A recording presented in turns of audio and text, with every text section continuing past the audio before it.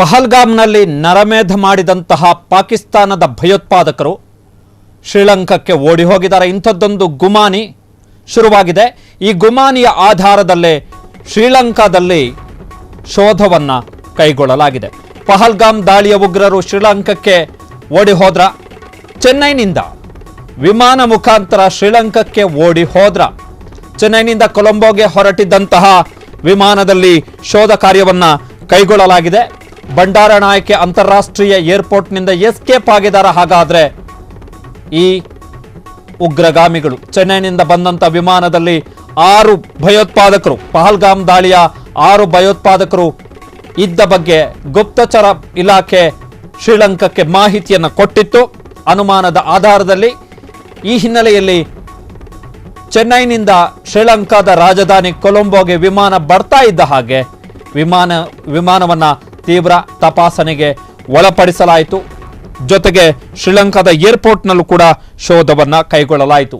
ಬೆಳಗ್ಗೆ 11:59 ಶ್ರೀಲಂಕಾ ಏರ್ಲೈನ್ಸ್ಗೆ ಸೇರಿದಂತಹ ವಿಮಾನ ಸಂಖ್ಯೆ UL-122 ವಿಮಾನದಲ್ಲಿ ಪಹಲ್ಗಾಮ್ ದಾಳಿಯ 6 ಮಂದಿ ಶಂಕಿತರು ಬಂದಿರುವ ಬಗ್ಗೆ ಭಾರತದ ಗುಪ್ತಚರ ಇಲಾಖೆ ಶ್ರೀಲಂಕಾಕ್ಕೆ ಮಾಹಿತಿಯನ್ನು ನೀಡಿತ್ತು. ಅನುಮಾನದ ಆಧಾರದ ಮೇಲೆ ಈ ಮಾಹಿತಿಯನ್ನು ಪಡೆದ ತಕ್ಷಣ ಬೆಳಗ್ಗೆ 11:59 ಈ ಶ್ರೀಲಂಕಾ ಏರ್ಲೈನ್ಸ್ನ ವಿಮಾನ ಕೊಲಂಬೋದಲ್ಲಿರುವಂತಹ ಬಂಡಾರನಾಯಕೆ ಅಂತಾರಾಷ್ಟ್ರೀಯ ವಿಮಾನ ನಿಲ್ದಾಣಕ್ಕೆ ಬಂದು ಇಳಿತಾ ಇದ್ದ ಹಾಗೆ ಶ್ರೀಲಂಕಾದ ಪೊಲೀಸರು, ಶ್ರೀಲಂಕಾದ ವಾಯುಸೇನೆ ಮತ್ತು ಶ್ರೀಲಂಕಾದ ಏರ್ಪೋರ್ಟ್ನ ಸಿಬ್ಬಂದಿ ಜಂಟಿಯಾಗಿ ಶೋಧ ಕಾರ್ಯಾಚರಣೆಯನ್ನು ಕೈಗೊಂಡರು. ವಿಮಾನದ ಒಳಗಡೆಯೂ ಕೂಡ ಶೋಧ ಕಾರ್ಯವನ್ನು ಕೈಗೊಳ್ಳಲಾಯಿತು. ಜೊತೆಗೆ ಏರ್ಪೋರ್ಟ್ನಲ್ಲೂ ಕೂಡ ಶೋಧ ಕಾರ್ಯಾಚರಣೆಯನ್ನು ಕೈಗೊಳ್ಳಲಾಯಿತು. ಚೆನ್ನೈನ ಏರಿಯಾ ಕಂಟ್ರೋಲ್ ರೂಮಿನಿಂದ ಈ ಮಾಹಿತಿಯನ್ನು ಶ್ರೀಲಂಕಾಕ್ಕೆ ಕಳುಹಿಸಲಾಗಿತ್ತು. ಆ ಹಿನ್ನೆಲೆಯಲ್ಲಿ ಮುನ್ನೆಚ್ಚರಿಕಾ ಕ್ರಮವಾಗಿ ತುರ್ತಾಗಿ ಈ ಶೋಧವನ್ನು ಕೈಗೊಳ್ಳಲಾಗಿತ್ತು. ಆದರೆ ಶ್ರೀಲಂಕಾ ಏರ್ಲೈನ್ಸ್ ಕೊಟ್ಟಿರುವಂತಹ ಮಾಹಿತಿಯ ಪ್ರಕಾರ ಪಹಲ್ಗಾಮ್ ದಾಳಿಯ 6 ಮಂದಿ ಶಂಕಿತರು ಶ್ರೀಲಂಕಾದ ಏರ್ಪೋರ್ಟ್ನಲ್ಲಿ ಪತ್ತೆ ಆಗಿಲ್ಲ. ಇದಕ್ಕೆ ಸಂಬಂಧಪಟ್ಟ ಹಾಗೆ ಸ್ವತಃ ಶ್ರೀಲಂಕನ್ ಏರ್ಲೈನ್ಸ್ ಪ್ರಕಟಣೆಯನ್ನು ಹೊರಡಿಸಿದೆ.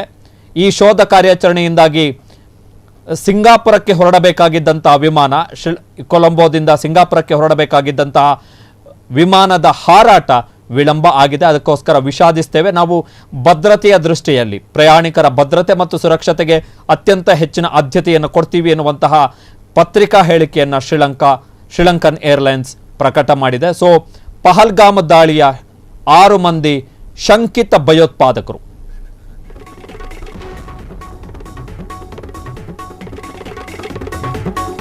ಪಾಕಿಸ್ತಾನದ ಮೇಲೆ ಒಂದೇ ದಿನ ಭಾರತ 3 ಪ್ರಮುಖ ಕ್ರಮಗಳನ್ನು ಕೈಗೊಂಡಿದೆ. 3ನೆಯ ಕ್ರಮ ಏನು ಅಂತ ಹೇಳಿದ್ರೆ, ಪಾಕಿಸ್ತಾನದಿಂದ ಬರುವಂತಹ ಎಲ್ಲ ಪಾರ್ಸೆಲ್ಗಳನ್ನು ಮೇಲ್, ಎಲ್ಲ ರೀತಿಯಾದಂತಹ ಪಾರ್ಸೆಲ್ಗಳನ್ನು, ಅಂಚೆಯೂ ಸೇರಿದಂತೆ ಎಲ್ಲವನ್ನ ಕೂಡ ನಿಷೇಧ ಮಾಡಲಾಗಿದೆ. ಭೂ, ಜಲ ಮತ್ತು ವಾಯು ಮಾರ್ಗದ ಮುಖಾಂತರ, ಅಂದರೆ ಹಡಗಿನ ರೂಪದಲ್ಲಿ ಅಥವಾ ವಿಮಾನಗಳ ಮುಖಾಂತರ ಏನೆಲ್ಲ ಪಾಕಿಸ್ತಾನದಿಂದ ಪಾರ್ಸೆಲ್ಗಳು ಬರ್ತಾ ಇದ್ವು ಭಾರತಕ್ಕೆ, ಅವು ಎಲ್ಲವನ್ನೂ ಕೂಡ ಭಾರತ ನಿಷೇಧ ಮಾಡಿದೆ.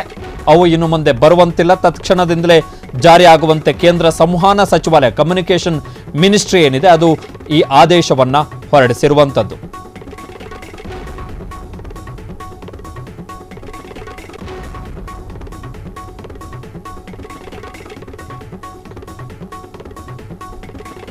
ಮಹತ್ವದ ಕ್ರಮವನ್ನು ಕೇಂದ್ರ ಸಚಿವಾಲಯ ಕೈಗೊಂಡಿದೆ. ಸೊ ಶ್ರೀಲಂಕನ್ ಏರ್ಲೈನ್ಸ್ಗೆ ಇವತ್ತು ಭಾರತದಿಂದಲೇ ಗುಪ್ತಚರ ಮಾಹಿತಿ ಹೋಗಿರುವಂಥದ್ದು. ಇಂಥದ್ದೊಂದು ಸಂಶಯ ಇದೆ ನಮಗೆ, ಶ್ರೀಲಂಕಾಕ್ಕೆ ಬಂದಿರಬಹುದು ಭಯೋತ್ಪಾದಕರು ವಿಮಾನದ ಮುಖಾಂತರ. ಚೆನ್ನೈ ಏರ್ಪೋರ್ಟಿಗೆ ಬಂದು ಅಲ್ಲಿಂದ ಶ್ರೀಲಂಕನ್ ಏರ್ಲೈನ್ಸ್ನ ವಿಮಾನದಲ್ಲಿ ಅಲ್ಲಿಗೆ ಬಂದಿರುವಂತಹ ಸಾಧ್ಯತೆ ಇದೆ. ಒಂದು ಸಲ ಶೋಧವನ್ನು ಕೈಗೊಳ್ಳಿ ಅಂತೇಳಿ. ಏಪ್ರಿಲ್ 22ನೇ ತಾರೀಕು ಪಹಲ್ಗಾಮ್ ದಾಳಿ ಆಗಿರುವಂಥದ್ದು. ಅದಾದ ಬಳಿಕ ಆ ದಾಳಿಯನ್ನು ಎಸಗಿದಂತಹ 6 ಮಂದಿ ಭಯೋತ್ಪಾದಕರು, ಅದರಲ್ಲಿ 2 ಪಾಕಿಸ್ತಾನದವರು, ಉಳಿದ 4 ಜಮ್ಮು ಕಾಶ್ಮೀರ ಮೂಲದವರು, ಅವರ ಸುಳಿವು ಸಿಕ್ಕಿಲ್ಲ. ಇಂಡಿಯನ್ ಎಕ್ಸ್‌ಪ್ರೆಸ್ನಲ್ಲಿ ಒಂದು ವರದಿ ಪ್ರಕಟ ಆಗಿತ್ತು ಕೆಲವು ದಿನಗಳ ಹಿಂದೆ. ಏನು ಅಂತ ಹೇಳಿದ್ರೆ, ಕಾರ್ಯಾಚರಣೆಯ ಸಂದರ್ಭದಲ್ಲಿ ಪಹಲ್ಗಾಮ್ನ ದಟ್ಟಾರಣ್ಯದಲ್ಲಿ, ದಟ್ಟ ಕಾಡಲ್ಲಿ ಉಗ್ರರ ದರ್ಶನ ಒಂದು ಸಲ ಆಗಿತ್ತು, ಒಂದು ಸಲ ಕಾಣಿಸಿಕೊಂಡಿದ್ರು. ಆದರೆ ಕೂಂಬಿಂಗ್ ಆಪರೇಷನ್ ಅಥವಾ ಟೆರರಿಸಂ ಆಪರೇಷನ್ ದಾಳಿಯನ್ನು ಮಾಡುವಂತಹ ಸಂದರ್ಭದಲ್ಲಿ ಅವರು ಕಣ್ಮರೆಯಾದರು. ಕಾರಣ ದಟ್ಟ ಅರಣ್ಯ, ಅದು ಕಾಡು. ಆ ಕಾಡಲ್ಲಿ, ದಟ್ಟ ಕಾಡಲ್ಲಿ ಏಕಾಏಕಿ ದಾಳಿಯನ್ನು ಮಾಡೋಕ್ಕಾಗಲ್ಲ. ಅದಾದ ಬಳಿಕ ಉಗ್ರರು ಎಲ್ಲಿದ್ದಾರೆ ಏನು ಎನ್ನುವಂತಹ ಮಾಹಿತಿಯೂ ಕೂಡ ಯಾರಿಗೂ ಸಿಕ್ಕಿರಲಿಲ್ಲ. ನಿನ್ನೆ ಪ್ರಮುಖ ಇಂಗ್ಲಿಷ್ ಸುದ್ದಿವಾಹಿನಿ NDTV ಪ್ರಕಟಿಸಿದಂತಹ ವರದಿಯ ಪ್ರಕಾರ ಪಹಲ್ಗಾಮ್ನಲ್ಲೇ ಈ ಭಯೋತ್ಪಾದಕರು ಇದ್ರು ಎನ್ನುವಂತಹ ಮಾಹಿತಿಯನ್ನ ನಿನ್ನೆ NDTV ಪ್ರಕಟಿಸಿದೆ. ಸೊ ಪಾಕಿಸ್ತಾನಕ್ಕೆ ಇವತ್ತು ಎರಡನೆಯ ಶಾಕ್ ಏನು ಅಂತ ಹೇಳಿದ್ರೆ, ಪಾಕಿಸ್ತಾನದ ಯಾವ ಹಡಗುಗಳು ಕೂಡ ಭಾರತದ ಬಂದರಿಗೆ ಪ್ರವೇಶ ಮಾಡುವಂತಿಲ್ಲ. ಜೊತೆಗೆ ಭಾರತದ ಯಾವ ಹಡಗುಗಳು ಕೂಡ ಪಾಕಿಸ್ತಾನಕ್ಕೆ ತೆರಳುವಂತಿಲ್ಲ. ಪಾಕಿಸ್ತಾನದ ಧ್ವಜವನ್ನ ಹೊಂದಿರತಕ್ಕಂತಹ ಬಂದರುಗಳನ್ನ ಪಾಕಿಸ್ತಾನದ ಧ್ವಜ ಹೊಂದಿರತಕ್ಕಂತಹ ಹಡಗುಗಳನ್ನ ಭಾರತದ ಬಂದರಿಗೆ ಪ್ರವೇಶಿಸದಂತೆ ಶಿಪ್ಪಿಂಗ್ ಡೈರೆಕ್ಟರೇಟ್ ಏನಿದೆ, ನಿರ್ದೇಶನಾಲಯ ಏನಿದೆ, ಅದು ಇವತ್ತು ಆದೇಶವನ್ನು ಹೊರಡಿಸಿದೆ. ಭಾರತದ ಹಡಗುಗಳು, ಭಾರತದ ಧ್ವಜವನ್ನ ಹೊಂದಿರತಕ್ಕಂತಹ ಹಡಗುಗಳು ಪಾಕಿಸ್ತಾನದ ಬಂದರನ್ನ ಪ್ರವೇಶ ಮಾಡುವಂತಿಲ್ಲ. ಭಾರತದ ಹಡಗುಗಳ ಸುರಕ್ಷತೆ ಮತ್ತು ಭಾರತದ ಹಡಗುಗಳಲ್ಲಿರುವ ಉತ್ಪನ್ನಗಳ ಸುರಕ್ಷತೆಯ ದೃಷ್ಟಿಯ ಹಿನ್ನೆಲೆಯಲ್ಲಿ ನಾವು ಈ ನಿರ್ಧಾರವನ್ನು ತೆಗೆದುಕೊಂಡಿದ್ದೀವಿ ಅಂತೇಳಿ ಇವತ್ತು ಕೇಂದ್ರ ಸರ್ಕಾರ ತನ್ನ ಪತ್ರಿಕಾ ಪ್ರಕಟಣೆಯಲ್ಲಿ ಮಾಹಿತಿಯನ್ನ ಕೊಟ್ಟಿದೆ.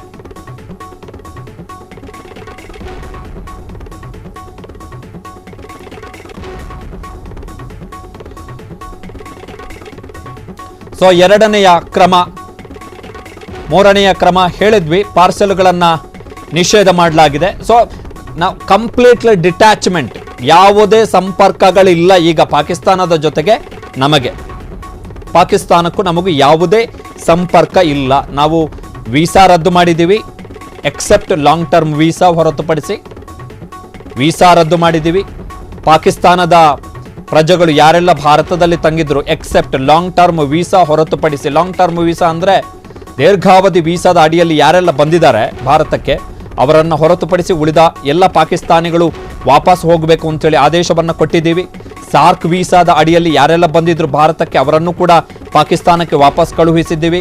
ಪಾಕಿಸ್ತಾನದಲ್ಲಿ ಯಾರೆಲ್ಲ ಭಾರತೀಯರು ವೀಸಾ ಪಡೆದು ಅಲ್ಲಿ ಹೋಗಿದ್ರು ಅವರನ್ನು ಭಾರತಕ್ಕೆ ವಾಪಸ್ ಬರಲಿಕ್ಕೆ ಸೂಚನೆಯನ್ನು ಕೊಟ್ಟಿದ್ದೀವಿ.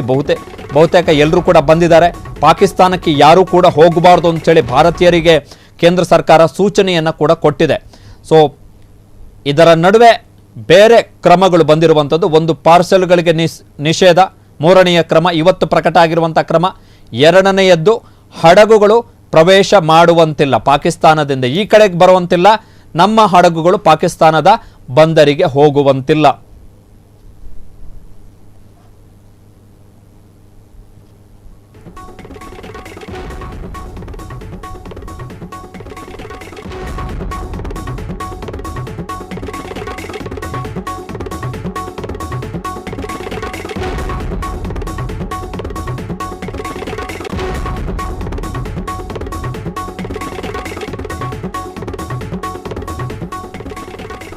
ಸೊ ಇವತ್ತು ಭಾರತ ಘೋಷಿಸಿದಂತಹ ಮೊದಲನೆಯ ಕ್ರಮ ಏನು ಅಂತ ಹೇಳಿದ್ರೆ, ಪಾಕಿಸ್ತಾನದಿಂದ ಭಾರತಕ್ಕೆ ಆಮದನ್ನ ಸಂಪೂರ್ಣವಾಗಿ ನಿಷೇಧಿಸಲಾಗಿದೆ. ನೇರವಾಗಿ ಪಾಕಿಸ್ತಾನದಿಂದ ಭಾರತಕ್ಕೆ ಯಾವುದೇ ವಸ್ತುಗಳನ್ನು ಪಾಕಿಸ್ತಾನ ಭಾರತಕ್ಕೆ ರಫ್ತು ಮಾಡುವಂತಿಲ್ಲ. ಅಂದರೆ ನಾವು ಪಾಕಿಸ್ತಾನದಿಂದ ಯಾವುದೇ ವಸ್ತುಗಳನ್ನು ಆಮದು ಮಾಡುವಂತಿಲ್ಲ.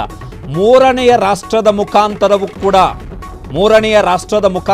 ಕೂಡ ಭಾರತಕ್ಕೆ ಪಾಕಿಸ್ತಾನ ಯಾವುದೇ ವಸ್ತುಗಳನ್ನು ರಫ್ತು ಮಾಡುವಂತಿಲ್ಲ. ಅಂದರೆ ಪಾಕಿಸ್ತಾನದ ಉತ್ಪನ್ನಗಳನ್ನು ಮೂರನೆಯ ರಾಷ್ಟ್ರದ ಮುಖಾಂತರ ಭಾರತಕ್ಕೆ ನಾವು ಭಾರತೀಯರು ಆಮದು ಮಾಡಿಕೊಳ್ಳುವಂತಿಲ್ಲ. ಸೊ ಇದು ಪ್ರಮುಖವಾಗಿರುವಂಥ ಕ್ರಮ. ಬಟ್ ಇದರಿಂದ ಏನು ದೊಡ್ಡ ಇಂಪ್ಯಾಕ್ಟ್ ಆಗಬಹುದು ಪಾಕಿಸ್ತಾನಕ್ಕೆ ಎನ್ನುವಂಥದ್ದೇ ಪ್ರಶ್ನೆ. ಕಾರಣ ಏನು ಅಂತ ಹೇಳಿದ್ರೆ, ಭಾರತದ ಒಟ್ಟು ವಿದೇಶ ವ್ಯಾಪಾರದಲ್ಲಿ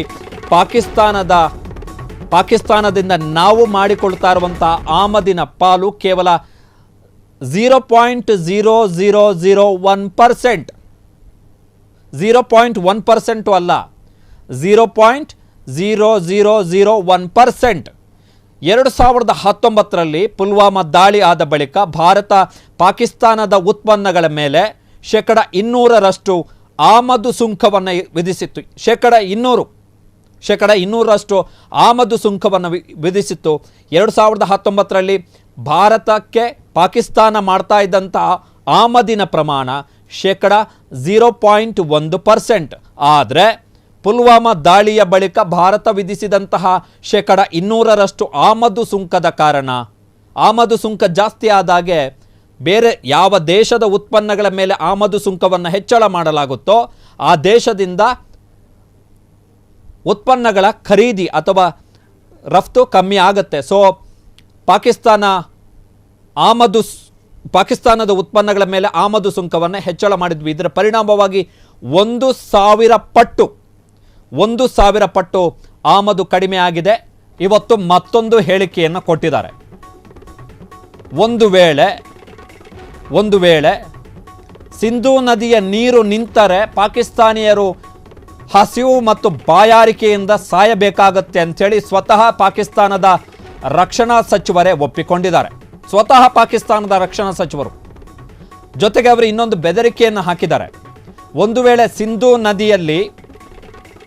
ಸಿಂಧೂ ನದಿ ಒಪ್ಪಂದವನ್ನು ಉಲ್ಲಂಘಿಸಿ ಭಾರತ ಒಂದು ವೇಳೆ ಯಾವುದಾದರೂ ಸ್ಟ್ರಕ್ಚರ್ಸ್ ಅನ್ನು, ಅದು ಅಣೆಕಟ್ಟು ಇರಬಹುದು ಅಥವಾ ಇತರೆ ಯಾವುದೇ ಜಲಾಶಯಗಳು ಅಥವಾ ಜಲವಿದ್ಯುತ್ ಉತ್ಪಾದನೆಗೆ ಸಂಬಂಧಪಟ್ಟ ಹಾಗೆ ಯಾವುದಾದರೂ ಕ್ರಮಗಳನ್ನು ಒಂದು ವೇಳೆ ಭಾರತ ಕೈಗೊಂಡ್ರೆ ಅಂತಹ ಸ್ಟ್ರಕ್ಚರ್ಗಳ ಮೇಲೆ, ಅಂತಹ ನಿರ್ಮಾಣಗಳ ಮೇಲೆ ನಾವು ದಾಳಿಯನ್ನು ಮಾಡ್ತೀವಿ, ಧ್ವಂಸ ಮಾಡ್ತೀವಿ ಎನ್ನುವಂಥ ಎಚ್ಚರಿಕೆಯನ್ನು ಪಾಕಿಸ್ತಾನದ ರಕ್ಷಣಾ ಸಚಿವರು ಕೊಟ್ಟಿದ್ದಾರೆ. ಪಾಕಿಸ್ತಾನದ ಪ್ರಮುಖ ಸುದ್ದಿವಾಹಿನಿ ಜಿಯೋ ನ್ಯೂಸ್ಗೆ ಕೊಟ್ಟಂಥ ಸಂದರ್ಶನದಲ್ಲಿ ರಕ್ಷಣಾ ಸಚಿವರ ಹೇಳಿಕೆ ಇದು. ಪಾಕಿಸ್ತಾನಿಯರು ಜೊತೆಗೆ ಅವರು ಹೇಳಿದ್ದಾರೆ, ಅಗ್ರೆಷನ್ ಅಥವಾ ಆಕ್ರಮಣಕ್ಕೆ ಇನ್ನೊಂದು ರೂಪ ಇದು. ಸಿಂಧೂ ನದಿ ನೀರನ್ನು ತಡೆದಿರುವಂಥದ್ದು ಆಕ್ರಮಣಕ್ಕೆ ಇನ್ನೊಂದು ರೂಪ ಎನ್ನುವಂಥ ಅಂಶವನ್ನು ಪಾಕಿಸ್ತಾನದ ರಕ್ಷಣಾ ಸಚಿವರು ಹೇಳಿದ್ದಾರೆ. ಅವರಿಗೀಗ ಅರ್ಥ ಆಗ್ತಾ ಇದೆ, ಸಿಂಧೂ ನದಿ ನೀರಿಗೆ ನಾವು ತಡೆಯನ್ನು ಹಾಕಿದರೆ ದೀರ್ಘಕಾಲದ ಯೋಜನೆ ಅವೆಲ್ಲ ಇವತ್ತು ನಾಳೆ ಬೆಳಗಾದರೆ ಇವೆಲ್ಲ ನಡೆಯೋಕ್ಕಾಗಲ್ಲ. ದೀರ್ಘಕಾಲದ ಯೋಜನೆಗಳು, ಜಲಾಶಯಗಳು ನಿರ್ಮಾಣ ಆಗ್ತವೆ. ಜಲಾಶಯಗಳ ನಿರ್ಮಾಣ ಆದ ತಕ್ಷಣ ನೀರಿನ ಹರಿವಿನ ಪ್ರಮಾಣ ಪಾಕಿಸ್ತಾನಕ್ಕೆ ಸಿಂಧೂ ನದಿಯಿಂದ ಕಡಿಮೆ ಆಗುತ್ತಾ ಹೋಗುತ್ತೆ. ಸೊ ಅಂತಿಮವಾಗಿ ಅದರ ಹೊಡೆತವನ್ನು ನಾವು ತಿಂತೀವಿ ಎನ್ನುವಂಥ ಅಂಶವನ್ನು ಸ್ವತಃ ಪಾಕಿಸ್ತಾನದ ರಕ್ಷಣಾ ಸಚಿವರೇ ಇವತ್ತು ಒಪ್ಕೊಂಡಿದ್ದಾರೆ. ಹಸಿವು ಮತ್ತು ನೀರಿನಿಂದ ಜನ ಸಾಯಬೇಕಾಗತ್ತೆ ಅಂಥೇಳಿ. ಸೊ ಅಷ್ಟೆಲ್ಲ ಕಾಳಜಿ ಇರ್ತಕ್ಕಂಥವ್ರು ತಮ್ಮ ದೇಶದ ಜನರ ಬಗ್ಗೆ ಭಯೋತ್ಪಾದಕ ಕೃತ್ಯಗಳು, ಭಯೋತ್ಪಾದಕ ಸಂಘಟನೆಗಳು, ಹಫೀಜ್ ಸಯೀದ್ ಇರ್ಬೋದು, ಇತರೆ ಯಾರೆಲ್ಲ ಭಯೋತ್ಪಾದಕ ಸಂಘಟನೆಗಳಿದ್ದಾವೆ ಆ ಸಂಘಟನೆಗಳಿಗೆ ಅಲ್ಲಿ ಆಶ್ರಯ ಕೊಡೋದನ್ನು ತಪ್ಪಿಸ್ಕೋಬೇಕು. ಪಾಕಿಸ್ತಾನ ಆ್ಯಕ್ಚುಲಿ ಏಷ್ಯಾ ಭೂಖಂಡದಲ್ಲಿ ಇರ್ತಕ್ಕಂಥ ಅತ್ಯಂತ ದೊಡ್ಡ ರೋಗಗ್ರಸ್ತ ಸಾಂಕ್ರಾಮಿಕ ರೋಗ ಹೊಂದಿರತಕ್ಕಂತಹ ದೇಶ. ಅದು ರೋಗಗ್ರಸ್ತ ದೇಶ. ಅಕ್ಕಪಕ್ಕದ ದೇಶಗಳೆಲ್ಲ ಅದ್ಭುತವಾಗಿ ತಮ್ಮ ಪ್ರಗತಿಯನ್ನು ತಾವು, ಸಣ್ಣ ಪುಟ್ಟ ದೇಶಗಳು ಕೂಡ ಪ್ರಗತಿಯನ್ನು ಸಾಧಿಸ್ತಾ ಇದ್ದಾವೆ, ಸವಾಲುಗಳನ್ನು ಎದುರಿಸಿ ಪ್ರಗತಿಯನ್ನು ಸಾಧಿಸ್ತಾ ಇದ್ದಾವೆ. ಆದರೆ ಇವರಿಗೆ ನಮ್ಮ ಜೊತೆಗೇ ಸ್ವಾತಂತ್ರ್ಯ ಸಿಕ್ಕಿದ್ದು, ಆದರೂ ಕೂಡ ಅಲ್ಲಿ ಈಗ ಅವರು ಹೇಳ್ತಾ ಇರುವಂಥದ್ದು ರಕ್ಷಣಾ ಸಚಿವರೇ, ಹಸಿವು ಮತ್ತು ಬಾಯಾರಿಕೆಯಿಂದ ಸಾಯಬೇಕಾಗತ್ತೆ ಅಂಥೇಳಿ.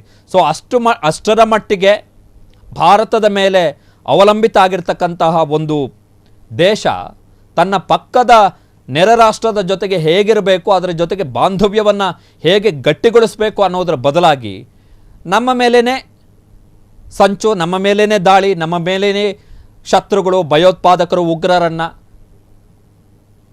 ಸಾಕೊಂಡು ಇವರಿಗೆ ಸಾಲ ತೀರ್ಸೋಕ್ಕಾಗ್ತಾ ಇಲ್ಲ, ಇವರಿಗೆ ಅಲ್ಲಿನ ಜನಕ್ಕೆ ಒಪ್ಪತ್ತಿನ ಊಟ ಕೊಡೋಕ್ಕೂ ಯೋಗ್ಯತೆ ಇಲ್ಲ, ಅಲ್ಲಿಯ ಸಂವಿಧಾನ ಸರಿ ಇಲ್ಲ, ಮಿಲಿಟರಿ ಆಡಳಿತ, ಒಂಥರ ಅಸ್ವಸ್ಥ ದೇಶ ಅದು. ಆ ದೇಶ ಈಗ ಅವರಿಗೆ ಟೆನ್ಷನ್ ಶುರುವಾಗಿದೆ, ನಾಳೆ ಏನಾಗುತ್ತೋ ಅಂಥೇಳಿ. ಸೊ ಈಗ ರಕ್ಷಣಾ ಸಚಿವರು ಹೇಳಿದ್ದಾರೆ ನಾವು ದಾಳಿ ಮಾಡ್ತೀವಿ ಅಂತೇಳಿ. ಇನ್ ಕೇಸ್ ಭಾರತ ಒಂದು ವೇಳೆ ಯಾವುದಾದ್ರೂ ಸ್ಟ್ರಕ್ಚರ್ಸ್ ಅಂತ ಹೇಳಿದ್ರೆ ಜಲಾಶಯಗಳ ನಿರ್ಮಾಣ ಇರ್ಬೋದು ಅಥವಾ ಜಲವಿದ್ಯುತ್ ಯೋಜನೆಯ ಸಂಬಂಧಪಟ್ಟಂಥ ಇತರ ಯಾವುದಾದ್ರೂ ಕಾಮಗಾರಿಗಳಿರ್ಬೋದು, ಈ ಥರ ಏನಾದರೂ ಮಾಡಿದ್ರೆ ನಾವು ದಾಳಿ ಮಾಡ್ತೀವಿ ಅಂತೇಳಿ. ಇದರ ಮಧ್ಯೆ ಇವತ್ತು ಪಾಕಿಸ್ತಾನ ತಾನು ಕ್ಷಿಪಣಿಯ ಪರೀಕ್ಷಾರ್ಥ ಪ್ರಯೋಗವನ್ನು ಮಾಡಿದ್ದಾಗಿ ತನಗೆ ತಾನೇ ಘೋಷಣೆಯನ್ನು ಮಾಡಿಕೊಂಡಿದೆ. ಪಾಕಿಸ್ತಾನದ ಅಧಿಕೃತ ಸಾಮಾಜಿಕ ಜಾಲತಾಣದಲ್ಲಿ ಒಂದು ವಿಡಿಯೋವನ್ನು ಹರಿಬಿಡಲಾಗಿದೆ ಪಾಕಿಸ್ತಾನದ ಸರ್ಕಾರದ ಕಡೆಯಿಂದ. ಆ ವಿಡಿಯೋದಲ್ಲಿ ಇರುವಂತಹ ಮಾಹಿತಿಗಳ ಪ್ರಕಾರ ಪಾಕಿಸ್ತಾನದ ಸೇನೆ ಇವತ್ತು ಸುಮಾರು 450 ಕಿಲೋಮೀಟರ್ ದೂರಕ್ಕೆ ವ್ಯಾಪಿಸಬಹುದಾದಂತಹ ಭೂಮಿಯಿಂದ ಭೂಮಿಗೆ ಚಿಮ್ಮಬಹುದಾದ ಖಂಡಾಂತರ ಬ್ಯಾಲಿಸ್ಟಿಕ್ ಮಿಸೈಲನ್ನು ಪರೀಕ್ಷಾರ್ಥ ಪ್ರಯೋಗ ಮಾಡಿದ್ದೀವಿ. ನಮ್ಮ ಈ ಪ್ರಯೋಗದ ಯಶಸ್ಸಿಗೆ ಪಾಕಿಸ್ತಾನದ ಪ್ರಧಾನಮಂತ್ರಿ ಜೊತೆಗೆ ಮಿಲಿಟರಿ ಮುಖ್ಯಸ್ಥರು ನಮಗೆ ಅಭಿನಂದನೆಯನ್ನು ಸಲ್ಲಿಸಿದ್ದಾರೆ ಅಂತೇಳಿ ಪಾಕಿಸ್ತಾನವೇ ಹೇಳಿಕೊಂಡಿದೆ. ಕ್ಷಿಪಣಿ ಪ್ರಯೋಗ 450 ಕಿಲೋಮೀಟರ್, ಒಂಥರ ಇದು ಕೂಡ ಪ್ರಚೋದನೆಯೇ. ಸಂಬಂಧವನ್ನು ಸುಧಾರಿಸಬೇಕು ಅಥವಾ ದಾಳಿ ಆದರೆ ನಾಳೆ ನಾವು ಉಳಿಯಲ್ಲ ಎನ್ನುವಷ್ಟರ ಮಟ್ಟಿಗೆ ಪಾಕಿಸ್ತಾನದಲ್ಲಿ ಆತಂಕ ಇದೆ. ಸ್ವತಃ ಮಿಲಿಟರಿ, ಸ್ವತಃ ಅಲ್ಲಿನ ರಾಜಕೀಯ ನಾಯಕರು, ಅದರ ಮಧ್ಯೆ ಈ ತಲೆಹರಟೆಗಳು. ಇನ್ನೊಂದು ವಿಂಡೋದಲ್ಲಿ ಏನು ನೋಡ್ತಾ ಇದ್ರಿ ನೀವು, ಅದು ವಿಮಾನಗಳ ಹಾರಾಟ. ಅದು ನಿನ್ನೆ ನಾವು ನಮ್ಮ ಭಾರತೀಯ ವಾಯುಸೇನೆ ಉತ್ತರ ಪ್ರದೇಶದ ಶಹಜಾನ್ಪುರ್ನ ಗಂಗಾ ಎಕ್ಸ್ಪ್ರೆಸ್ ವೇನಲ್ಲಿ ಕೈಗೊಂಡಂತಹ ಪರೀಕ್ಷಾರ್ಥ ಕ್ರಮಗಳು. ಕಾರಣ ಏನು ಅಂತ ಹೇಳಿದ್ರೆ, ಅತ್ಯಂತ ಅನಿವಾರ್ಯ ಸ್ಥಿತಿಗಳಲ್ಲಿ ಎಕ್ಸ್ಪ್ರೆಸ್ ವೇಗಳನ್ನು, ಹೆದ್ದಾರಿಗಳನ್ನು ಪರ್ಯಾಯ ಮಾರ್ಗವಾಗಿ ಬಳಸಿಕೊಳ್ಳಲಿಕ್ಕೆ, ಲ್ಯಾಂಡಿಂಗ್ ಮತ್ತು ಟೇಕ್ ಆಫಿಗೆ ರನ್ವೇ ಆಗಿ ಬಳಸಿಕೊಳ್ಳುವುದಕ್ಕೆ ನಮಗೆ ಬೇಕಾದಂತಹ ಪ್ರಯೋಗವನ್ನು ನಾವು ಮಾಡ್ಕೊಂಡಿದ್ದೀವಿ. ಸೊ ನಿನ್ನೆ ಗಂಗಾ ಎಕ್ಸ್ಪ್ರೆಸ್ ವೇನಲ್ಲಿ ಭಾರತದ ಅತ್ಯಾಧುನಿಕ ಯುದ್ಧ ವಿಮಾನಗಳು ರಫೇಲ್, ಮಿರಾಜ್, ಸುಖೋಯಿ, ಜಾಗ್ವಾರ್ ಈ ಯುದ್ಧ ವಿಮಾನಗಳು ನಿನ್ನೆ ಹಾರಾಟವನ್ನು ಕೈಗೊಂಡವು, ಅಲ್ಲಿಂದ ಟೇಕ್ ಆಫ್ ಆದವು. ಜೊತೆಗೆ ಈ ಎಕ್ಸ್ಪ್ರೆಸ್ ವೇನ ವಿಶೇಷತೆ ಏನು ಅಂತ ಹೇಳಿದ್ರೆ, ಇಲ್ಲಿ ಹಗಲು ಮಾತ್ರ ಅಲ್ಲ, ರಾತ್ರಿ ಸಮಯದಲ್ಲೂ ಕೂಡ ಈ ಎಕ್ಸ್ಪ್ರೆಸ್ ವೇಯನ್ನು ನಾವು ಯುದ್ಧ ವಿಮಾನಗಳ ಲ್ಯಾಂಡಿಂಗ್ ಮತ್ತು ಟೇಕ್ ಆಫ್ಗಾಗಿ ರನ್ವೇಯ ರೂಪದಲ್ಲಿ ಬಳಸ್ಕೊಳ್ಳಿಕ್ಕೆ ಅವಕಾಶಗಳಿದೆ. ಸೊ ಇದೊಂದು ಅತ್ಯಂತ ದೊಡ್ಡ ಸಾಧನೆ ಅಂತಲೇ ಹೇಳ್ಬೋದು ಭಾರತದ ರಕ್ಷಣಾ ವ್ಯವಸ್ಥೆಯ ದೃಷ್ಟಿಯಲ್ಲಿ. ಉತ್ತರ ಪ್ರದೇಶದಲ್ಲಿ ವಾಯುನೆಲೆ ಕೂಡ ಇದೆ. ಸೊ ಅಕ್ಕಪಕ್ಕದಲ್ಲೂ ಕೂಡ ವಾಯುನೆಲೆಗಳಿದ್ದಾವೆ. ಉತ್ತರ ಪ್ರದೇಶದ ಅಕ್ಕಪಕ್ಕದ ರಾಜ್ಯಗಳಲ್ಲೂ ಕೂಡ ವಾಯುನೆಲೆಗಳಿದ್ದಾವೆ. ಆ ಹಿನ್ನೆಲೆಯಲ್ಲಿ ಅತ್ಯಂತ ಮಹತ್ವದ ಕ್ರಮಗಳು ಇವೆಲ್ಲವೂ ಕೂಡ ರನ್ವೇಯಾಗಿ ಬಳಸಿಕೊಳ್ಳುವುದಕ್ಕೆ ನಾವು ಏನು ಪರೀಕ್ಷಾರ್ಥ ಪ್ರಯೋಗವನ್ನು ನಿನ್ನೆ ಮಾಡಿದ್ವಿ, ಅದು ಯಶಸ್ವಿಯಾಗಿದೆ. ಇದಾದ ಮರುದಿನ ಇವತ್ತು ಪಾಕಿಸ್ತಾನದವರು ಹೇಳಿದ್ದಾರೆ, ನಾವು ಒಂದು ಕ್ಷಿಪಣಿಯ ಪ್ರಯೋಗವನ್ನು ಮಾಡಿದ್ದೀವಿ, 450 ಕಿಲೋಮೀಟರ್ ದೂರ ಇದೆ, ದೂರಕ್ಕೆ ಅದು ಚಿಮ್ಮತ್ತೆ ಅಂಥೇಳಿ. ಎಷ್ಟು ಸತ್ಯನೋ ಎಷ್ಟು ನಿಜನೋ ನಂಬಕ್ಕಾಗಲ್ಲ ಪಾಕಿಸ್ತಾನಿಯರನ್ನು. ಅವ್ರು ಬೇಕಾದರೆ 1 ವರ್ಷ 2 ವರ್ಷದ ಹಳೆ ವಿಡಿಯೋನ ಅಪ್ಲೋಡ್ ಮಾಡಿಬಿಟ್ಟು ಇವತ್ತು ನಾವು ಮಾಡಿದ್ದೀವಿ ಅಂತ ಹೇಳ್ಕೊಳ್ಳುವಷ್ಟು ಅಂತಹ ಕಿಡಿಗೇಡಿಗಳವರು. ಸೊ ನಂಬಕ್ಕೆ ಸಾಧ್ಯ ಇಲ್ಲ. ಬಟ್ ನಾವು ನಿನ್ನೆ ಮಾಡಿದ್ದೀವಿ. ನಿನ್ನೆ ನಾವು ಕೇವಲ ಹಗಲಲ್ಲಿ ಮಾತ್ರ ಅಲ್ಲ, ರಾತ್ರಿ ಹೊತ್ತಲ್ಲೂ ಕೂಡ, ರಾತ್ರಿ 7 ಗಂಟೆಗೆ ನಿನ್ನೆ ಸಂಜೆಯಷ್ಟೊತ್ತಿಗೆ ಸೂರ್ಯಾಸ್ತಮಾನದ ಬಳಿಕವೂ ಕೂಡ ಗಂಗಾ ಎಕ್ಸ್ಪ್ರೆಸ್ ವೇನಲ್ಲಿ ಭಾರತದ ಯುದ್ಧ ವಿಮಾನಗಳ ಲ್ಯಾಂಡಿಂಗ್ ಮತ್ತು ಟೇಕ್ ಆಫ್ ಆಗಿದೆ. ಸೊ ಪರೀಕ್ಷಾರ್ಥ ಪ್ರಯೋಗ ಏನಿತ್ತು ನಿನ್ನೆ ನಾವು ಮಾಡಿರುವಂಥ ಪರೀಕ್ಷಾರ್ಥ ಪ್ರಯೋಗ, ಅದು ಯಶಸ್ವಿಯಾಗಿದೆ. ಇದರ ನಡುವೆ ಪಾಕಿಸ್ತಾನದವರು ಅಮೆರಿಕದ ದುಂಬಾಲು ಬಿದ್ದಿದ್ದಾರೆ. ದಯವಿಟ್ಟು ಕಾಶ್ಮೀರ ಸಮಸ್ಯೆಯನ್ನು ಶಾಶ್ವತವಾಗಿ ಬಗೆಹರಿಸಿ ಅಂತೇಳಿ. ಎಂಥ ಅವಸ್ಥೆ ನೋಡಿ ದೇಶದ್ದು. ಒಂದು ಕಡೆ ಅಲ್ಲಿಯ ರಕ್ಷಣಾ ಸಚಿವ ಹೇಳ್ತಾರೆ, ನಾವು ದಾಳಿ ಮಾಡ್ತೀವಿ, ಸಿಂಧೂ ನದಿ ನೀರು ಸಿಗದೆ ಹೋದರೆ ನಮ್ಮವರು ಹಸಿವು ಮತ್ತು ಬಾಯಾರಿಕೆಯಿಂದ ಸತ್ತು ಹೋಗ್ತಾರೆ ಅಂತೇಳಿ. ಇನ್ನೊಂದು ಕಡೆ ಅಲ್ಲಿಯ ಮಿಲಿಟರಿ ಹೇಳುತ್ತೆ, ನಾವು 450 ಕಿಲೋಮೀಟರ್ ದೂರದ ಬ್ಯಾಲಿಸ್ಟಿಕ್ ಮಿಸೈಲನ್ನು ಟೆಸ್ಟ್ ಮಾಡಿದ್ದೀವಿ ಅಂತೇಳಿ. ಅದರ ಮಧ್ಯೆ ಅದರದ್ದೇ ದೇಶದ ಒಬ್ಬ ರಾಯಭಾರಿ, ಅಮೆರಿಕದಲ್ಲಿರುವಂಥ ರಾಯಭಾರಿ ಹೋಗಿ ಅಮೆರಿಕದ ಅಧ್ಯಕ್ಷರನ್ನು ಹೊಗಳ್ಕೊಂಡು ಕೂತಿದ್ದಾರೆ. ದಯವಿಟ್ಟು ನೀವು ಮಧ್ಯಪ್ರವೇಶವನ್ನು ಮಾಡಬೇಕು, ಕಾಶ್ಮೀರ ಸಮಸ್ಯೆ ಏನಿದೆ ಅದು ಗಂಭೀರವಾದಂತಹ ಸಮಸ್ಯೆ, ಅದನ್ನು ಬಗೆಹರಿಸಲಿಕ್ಕೆ ನೀವು ಮಧ್ಯಸ್ಥಿಕೆಯನ್ನು ವಹಿಸಬೇಕು, ನೀವು ಶಾಂತಿಯ ದೂತರು, ನಿಮ್ಮ ಅವಧಿಯಲ್ಲಿ ಮಾತ್ರ ಇದು ಸಾಧ್ಯ ಅಂಥೇಳಿ ಅಮೆರಿಕದ ಪ್ರಮುಖ ಸುದ್ದಿವಾಹಿನಿ ಫಾಕ್ಸ್ ನ್ಯೂಸ್ಗೆ ಕೊಟ್ಟಂಥ ಇಂಟರ್ವ್ಯೂನಲ್ಲಿ ಅಮೆರಿಕದಲ್ಲಿರುವಂತಹ ಪಾಕಿಸ್ತಾನದ ರಾಯಭಾರಿ ರಿಯಾಜ್ ಸಯೀದ್ ಶೇಖ್ ಅವರು ಸ್ಟೇಟ್ಮೆಂಟನ್ನು ಕೊಟ್ಟಿದ್ದಾರೆ. ಅವರ ಅಭಿಪ್ರಾಯ ಏನು ಅಂತ ಹೇಳಿದ್ರೆ, ಭಾರತ ಮತ್ತು ಪಾಕಿಸ್ತಾನದ ಜೊತೆಗೆ ಸಂಘರ್ಷಗಳು ಏರ್ಪಟ್ಟಂತಹ ಸಂದರ್ಭದಲ್ಲಿ ಎಲ್ಲರೂ ಕೂಡ ಈ ತುರ್ತು ಚಿಕಿತ್ಸೆ ಫಸ್ಟ್ ಏಡ್ ಅಂತ ಏನಿರುತ್ತೆ, ಪ್ರಾಥಮಿಕ ಚಿಕಿತ್ಸೆ, ಬ್ಯಾಂಡೇಜ್ ಹಾಕುವಂಥದ್ದು, ಮುಲಾಮ್ ತಿಕ್ಕುವಂಥದ್ದು, ಈ ಥರದ್ದನ್ನೆಲ್ಲ ಮಾಡಿಬಿಡ್ತೀರಿ ನೀವು.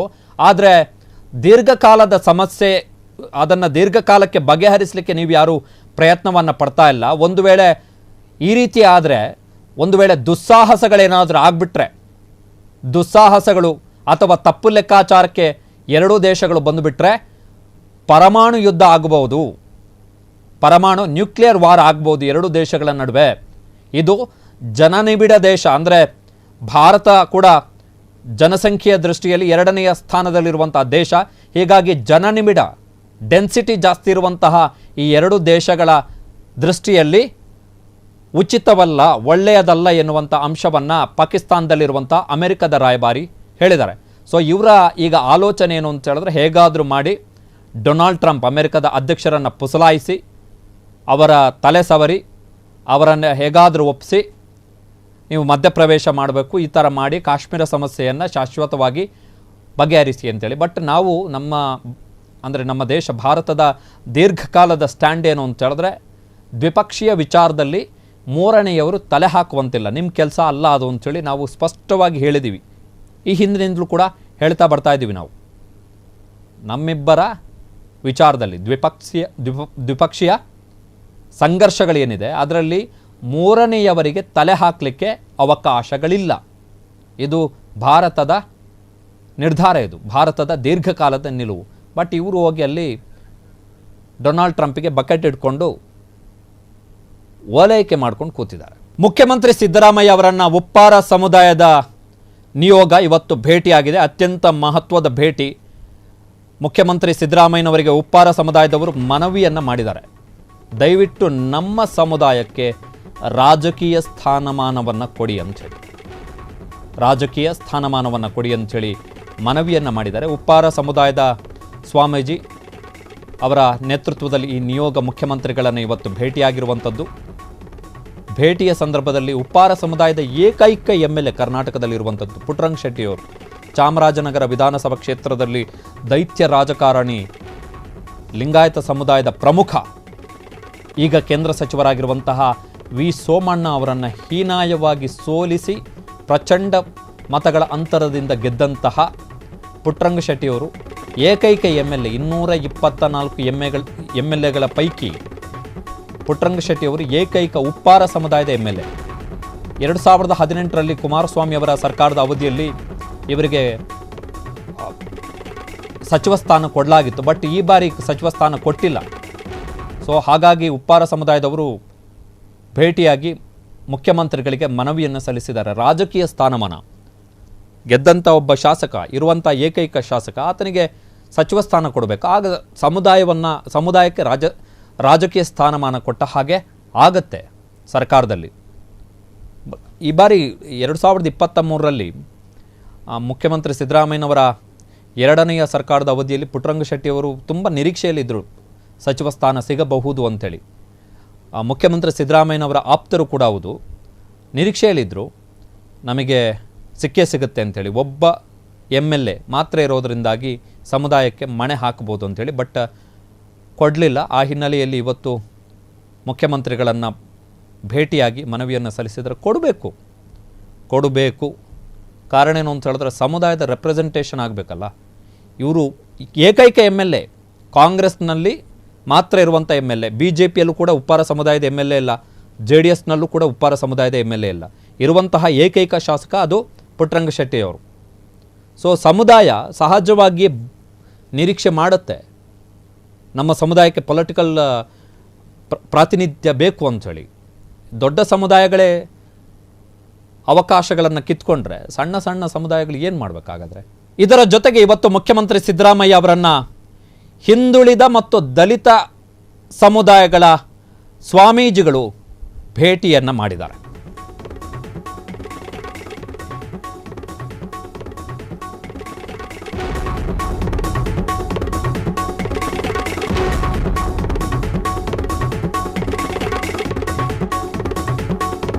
ಹಿಂದುಳಿದ ಮತ್ತು ದಲಿತ ಮಠಾಧೀಶರ ಒಕ್ಕೂಟ, ವೆರಿ ಇಂಪಾರ್ಟೆಂಟ್. ಹಿಂದುಳಿದ ಮತ್ತು ದಲಿತ ಮಠಾಧೀಶರ ಒಕ್ಕೂಟ ಇವತ್ತು ಮುಖ್ಯಮಂತ್ರಿ ಸಿದ್ದರಾಮಯ್ಯನವರನ್ನು ಬೆಂಗಳೂರಲ್ಲಿ ಭೇಟಿಯಾಯಿತು. ಜೊತೆಗೆ ಕೆಲವು ಪ್ರಮುಖ ಬೇಡಿಕೆಗಳನ್ನು ಮುಖ್ಯಮಂತ್ರಿ ಸಿದ್ದರಾಮಯ್ಯನವರ ಮುಂದೆ ಇಟ್ಟಿದ್ದಾರೆ. ಒಂದು, ಹಿಂದುಳಿದ ಮತ್ತು ದಲಿತ ಮಠಾಧೀಶರ ಮಠಗಳ ಮತ್ತು ಸಂಘ ಮತ್ತು ಟ್ರಸ್ಟ್ಗಳಿಗೆ ಶಿಕ್ಷಣ ಸಂಸ್ಥೆ ಮತ್ತು ಸಮುದಾಯ ಭವನಗಳ ನಿರ್ಮಾಣಕ್ಕಾಗಿ ಮತ್ತು ಅವುಗಳ ಸಮಗ್ರ ಅಭಿವೃದ್ಧಿಗಾಗಿ ಮುಂದುವರೆದ ಕಾಮಗಾರಿಗಳಿಗಾಗಿ ತಲಾ 10 ಕೋಟಿ ರೂಪಾಯಿಯನ್ನ ಕೊಡಬೇಕು ಅಂತೇಳಿ ಹಿಂದುಳಿದ ಮತ್ತು ದಲಿತ ಮಠಾಧೀಶರ ಒಕ್ಕೂಟ ಮುಖ್ಯಮಂತ್ರಿ ಸಿದ್ದರಾಮಯ್ಯನವರಿಗೆ ಮನವಿಯನ್ನ ಮಾಡಿದೆ. ಅದರಲ್ಲಿ ಸುಮಾರು 17 ಮಠಗಳ ಒಕ್ಕೂಟ ಇರುವಂಥದ್ದು. ಇದರ ಜೊತೆಗೆ ಇನ್ನೊಂದು ಪ್ರಮುಖ ಬೇಡಿಕೆಯನ್ನು ಇಟ್ಟಿದ್ದಾರೆ. ಏನು ಅಂತ ಹೇಳಿದ್ರೆ, ಹಿಂದುಳಿದ ದಲಿತ ಮಠಗಳ ಸಂಘ ಸಂಸ್ಥೆಗಳ ಟ್ರಸ್ಟ್ಗಳಿಗೆ ಶಿಕ್ಷಣ ಸಂಸ್ಥೆ ಮತ್ತು ಸಮುದಾಯ ಭವನಗಳ ನಿರ್ಮಾಣ ಮತ್ತು ಸಮಗ್ರ ಅಭಿವೃದ್ಧಿಗಾಗಿ ಮುಂದುವರೆದ ಮತ್ತು ಹೆಚ್ಚುವರಿ ಕಾಮಗಾರಿಗಳಿಗೆ 2 ಕೋಟಿ ರೂಪಾಯಿ ಅನುದಾನವನ್ನು ಮಂಜೂರು ಮಾಡಬೇಕು ಅಂತೇಳಿ ಮುಖ್ಯಮಂತ್ರಿಗಳಿಗೆ ಮನವಿಯನ್ನು ಸಲ್ಲಿಸಲಾಗಿರುವಂಥದ್ದು. ಹಿಂದುಳಿದ ಮತ್ತು ದಲಿತ ಒಕ್ಕೂಟ ಸುಮಾರು 35 ಟ್ರಸ್ಟುಗಳ ಕಡೆಯಿಂದ ಈ ಮನವಿ ಸಲ್ಲಿಕೆಯಾಗಿದೆ. ಮುಖ್ಯಮಂತ್ರಿಗಳಿಗೆ 3ನೆಯ ಮನವಿಯನ್ನು ಸಲ್ಲಿಕೆ ಮಾಡಲಾಗಿದೆ. ಅದೇನು ಅಂತ ಹೇಳಿದ್ರೆ, ಚಿತ್ರದುರ್ಗ ಜಿಲ್ಲೆಯಲ್ಲಿ ನಿರ್ಮಾಣ ಆಗ್ತಿರುವಂತಹ ಗುರುಕುಲಕ್ಕೆ 25 ಕೋಟಿ ರೂಪಾಯಿಯಷ್ಟು ಮೊತ್ತದ ಅನುದಾನವನ್ನು ಬಿಡುಗಡೆ ಮಾಡಬೇಕು ಅಂಥೇಳಿ ಮನವಿಯನ್ನು ಮಾಡಲಾಗಿರುವಂಥದ್ದು. ಉನ್ನತ ಶಿಕ್ಷಣಕ್ಕೋಸ್ಕರ IAS KS ತರಬೇತಿ ಕೇಂದ್ರವನ್ನು ಪ್ರಾರಂಭಿಸಲಿಕ್ಕೆ ಹಿಂದುಳಿದ ಮತ್ತು ದಲಿತ ಮಠಗಳ ಒಕ್ಕೂಟ ತೀರ್ಮಾನವನ್ನು ಕೈಗೊಂಡಿರೋದ್ರಿಂದಾಗಿ ಆ ಗುರುಕುಲಕ್ಕೆ 25 ಕೋಟಿ ರೂಪಾಯಿಯನ್ನು ಕೊಡಬೇಕು ಅಂತೇಳಿ ಮನವಿಯನ್ನು ಮಾಡಲಾಗಿದೆ. ಹಿಂದುಳಿದ ಮತ್ತು ದಲಿತ ಸಮುದಾಯದ ಒಗ್ಗಟ್ಟಿಗೆ, ಸಂಘಟನೆ, ಶಿಕ್ಷಣ, ಸಂಸ್ಕಾರ ಮತ್ತು ಸೌಹಾರ್ದತೆಗೆ ಪ್ರೇರಣೆದಾಯಕರಾಗಿ ತಕ್ಷಣವೇ ಅನುದಾನ ಮಂಜೂರು ಮಾಡುವಂತೆ ಮುಖ್ಯಮಂತ್ರಿಗಳಿಗೆ ಮನವಿಯನ್ನು ಮಾಡಲಾಗಿದೆ. ಪಹಲ್ಗಾಮ್ ದಾಳಿಗೆ ಸಂಬಂಧಪಟ್ಟ ಹಾಗೆ ಪ್ರಧಾನಮಂತ್ರಿ ನರೇಂದ್ರ ಮೋದಿ ಅವರ ಸರ್ಕಾರವನ್ನು ಕಾಂಗ್ರೆಸ್ನ ರಾಷ್ಟ್ರೀಯ ಅಧ್ಯಕ್ಷ ಮಲ್ಲಿಕಾರ್ಜುನ ಖರ್ಗೆ ಅವರು ಮತ್ತೊಮ್ಮೆ ಪ್ರಶ್ನೆ ಮಾಡಿದ್ದಾರೆ. ಭದ್ರತಾ ವೈಫಲ್ಯದ ಬಗ್ಗೆ ಮಲ್ಲಿಕಾರ್ಜುನ ಖರ್ಗೆ ಅವರು ಪ್ರಶ್ನೆ ಮಾಡಿದ್ದಾರೆ. ನಮ್ಮ ಮೇಲೆ ದಾಳಿ ಮಾಡಿದಾಗ ಸುಮ್ಮನೆ ಕೋರುವುದಕ್ಕಾಗಲ್ಲ, ಫೈಟ್ ಮಾಡಬೇಕು, ಹೋರಾಟ ಮಾಡಬೇಕು, ಜನರ ರಕ್ಷಣೆಯನ್ನು ನಾವು ಮಾಡಬೇಕು. ಕಲಬುರಗಿಯಲ್ಲಿ AICC ಅಧ್ಯಕ್ಷ ಮಲ್ಲಿಕಾರ್ಜುನ ಖರ್ಗೆ ಅವರು ಹೇಳಿಕೆಯನ್ನು ಕೊಟ್ಟಿದ್ದಾರೆ. ಪಹಲ್ಗಾಮ್ ದಾಳಿಗೆ ಭಾರತದಿಂದ ಪ್ರತೀಕಾರದ ಕ್ರಮಗಳೇನು ಆಗ್ತಾ ಇದೆ ಅದರ ಬಗ್ಗೆ ಪ್ರತಿಕ್ರಿಯೆಯನ್ನು ಕೊಟ್ಟಿದ್ದಾರೆ ಖರ್ಗೆ ಅವರು. ನಾವು ಹಾಗೆ ಬಿಟ್ಟು ಹೋದರೆ ಎಲ್ಲರೂ ನಮ್ಮನ್ನು ಕೆಣಕುತ್ತಾ ಹೋಗುತ್ತಾರೆ. ತಮ್ಮ ಪ್ರಚಾರಕ್ಕಾಗಿ ಈ ರೀತಿ ಮಾತನಾಡಿದರೆ ಅದನ್ನು ಯಾರೂ ಮೆಚ್ಚುವುದಿಲ್ಲ. ದೇಶದ ಐಕ್ಯತೆಗಾಗಿ ಒಳ್ಳೆಯದು ಮಾಡಿದ್ರೆ ನಮ್ಮ ಪಕ್ಷ ಸದಾ ಸರ್ಕಾರದ ಜೊತೆಗೆ ಇರುತ್ತೆ ಅಂಥೇಳಿ ಮಲ್ಲಿಕಾರ್ಜುನ ಖರ್ಗೆ ಅವರು ಹೇಳಿದ್ದಾರೆ. ನಿನ್ನೆ ದೆಹಲಿಯಲ್ಲಿ ಕಾಂಗ್ರೆಸ್ನ CWC ಸಭೆ ನಡೆದಿದೆ. ಆ ಸಭೆಯಲ್ಲೂ ಕೂಡ ನಿರ್ಣಯವನ್ನು ಅಂಗೀಕರಿಸಲಾಗಿದೆ. ಒಂದು ಭದ್ರತಾ ವೈಫಲ್ಯಕ್ಕೆ ಸಂಬಂಧಪಟ್ಟ ಹಾಗೆ ಕೇಂದ್ರ ಸರ್ಕಾರ ಉತ್ತರವನ್ನು ಕೊಡಬೇಕು, ಜೊತೆಗೆ ಪಾಕಿಸ್ತಾನದ ವಿರುದ್ಧ ಪ್ರತಿದಾಳಿಯ ಕ್ರಮಗಳನ್ನು ಕೈಗೊಳ್ಳಬೇಕು ಎನ್ನುವಂತಹ ನಿರ್ಣಯವನ್ನು ನಿನ್ನೆ ದೆಹಲಿಯಲ್ಲಿ ನಡೆದಂತಹ ಕಾರ್ಯಕಾರಿ ಸಮಿತಿ ಸಭೆಯಲ್ಲಿ ಅಂಗೀಕರಿಸಲಾಗಿತ್ತು. ಸೊ ಅದೇ ನಿರ್ಣಯದ ಅಂಶಗಳನ್ನು ಮಾನ್ಯ ಮಲ್ಲಿಕಾರ್ಜುನ ಖರ್ಗೆ ಅವರು ಇವತ್ತು ಪ್ರತಿಕ್ರಿಯೆಯಲ್ಲಿ ಹೇಳಿದ್ದಾರೆ. ಖರ್ಗೆ ಅವರು ಏನು ಹೇಳಿದ್ದಾರೆ ಕೇಳೋಣ. ಈ ಕಡೆ ಜಾತಿ ಗಣಿತ ಮಾತಾಡಿದ್ರೆ ಅಲ್ಲಿ ಹೋಗಿ ಬಿಹಾರ್ನಾಗ ಭಾಷಣ ಮಾಡ್ತಾರೆ. ಮೊನ್ನೆ ಹೋಗಿ ಈ ಕಡೆ ಪಹಲ್ಗಾಂವದಲ್ಲಿ ಹಮಲಾ ನಡೆದ್ರೆ 17 ಜನ ಅಲ್ಲಿ ಹೋಗಿ ಇಂಗ್ಲೀಷ್ನಾಗ ಹಿಂದಿದಾಗ ಭಾಷಣ ಮಾಡ್ಕೋತ ಹೋಗ್ತಾರೆ. ಅದ್ರ ಉದ್ದೇಶನು, ನೀವು ದುರುದ್ದೇಶದಿಂದ ಮಾಡಿದ್ರೆ ನಿಮ್ಗೆ ಯಾರೂ ಸಪೋರ್ಟ್ ಮಾಡಲ್ಲ. ಒಳ್ಳೆ ಉದ್ದೇಶದಿಂದ ಮಾಡಿದ್ರೆ ಎಲ್ಲ ದೇಶದ ಜನ ನಿಮಗೆ ಸಪೋರ್ಟ್ ಮಾಡ್ತಾರೆ. ಯಾಕಂದ್ರೆ ದೇಶ ಮುಖ್ಯ. ದೇಶ ಉಳಿದ್ರೆ ಎಲ್ಲರೂ ಉಳಿತಾರೆ. ನಮ್ಮ ಸಂವಿಧಾನ ಇದ್ರೆ ನಮ್ಮ ಲೋಕತಂತ್ರ ಉಳಿತದೆ. ಅದಕ್ಕಾಗಿ ನಾವೆಲ್ಲರೂ ಕೂಡ ಆ ದೃಷ್ಟಿಯಿಂದ ಸಪೋರ್ಟ್ ಮಾಡಿದ್ದೆ ಹೊರತಾಗಿ ಇವ್ರು ಚುನಾವಣೆ ಭಾಷಣ ಮಾಡಕ್ಕಂತ ಮಾಡಿಲ್ಲ. ಈ ಕಡೆ ಜಾತಿ ಗಣಿತ ಮಾತಾಡಿದ್ರೆ ಅಲ್ಲಿ ಹೋಗಿ ಬಿಹಾರ್ನಾಗ ಭಾಷಣ ಮಾಡ್ತಾರೆ. ಮೊನ್ನೆ ಹೋಗಿ ಈ ಕಡೆ ಪಹಲ್ಗಾಂವದಲ್ಲಿ ಹಮಲಾ ನಡೆದ್ರೆ 17 ಜನ, ಇದು ಬಹಳ ಮುಖ್ಯ. ಇದು ಮಾಡ್ಬೇಕು. ಬರೀ ಭಾಷಣ ಮಾಡದ ಹೇಳದ ಅಷ್ಟಕ್ಕೆ ಅಲ್ಲ ಇದು. ಮತ್ತು ನಾವು ಇದನ್ನು ಹೇಳೋದಿಲ್ಲ ಸುಮ್ಮನೆ ಜಗಳ ಮಾಡಿ ಅಂತ. ಯಾವಾಗ ಅವ್ರು ನಮಗೆ ಕೆಣಕಿದ್ದಾರೆ ಅಂದಾಗ ನಾವು ಅದರ ಒಂದು ತೀರ್ಮಾನನ ಅಂದ್ರೆ ಅದರದ ಇದನ್ನ ತಗೊಳ್ಬೇಕು. ಏನು ಹೇಳ್ತೀನಿ, ಅದ ಪ್ರತಿರೋಧನ ನಾವು ಮಾಡಬೇಕು. ಅದಕ್ಕೆ ರೆಸ್ಪಾನ್ಸ್ ನಾವು ತಗೊಳ್ಬೇಕು. ನಾವು ಹಂಗೆ ಬಿಟ್ಕೊಂಡು ಹೋದರೆ ಎಲ್ಲರೂ ಕೆಣಕೋತ ಹೋಗ್ತಾರೆ. ಅದು ಎಲ್ಲರಿಗೂ ಗೊತ್ತಾಗಬೇಕು.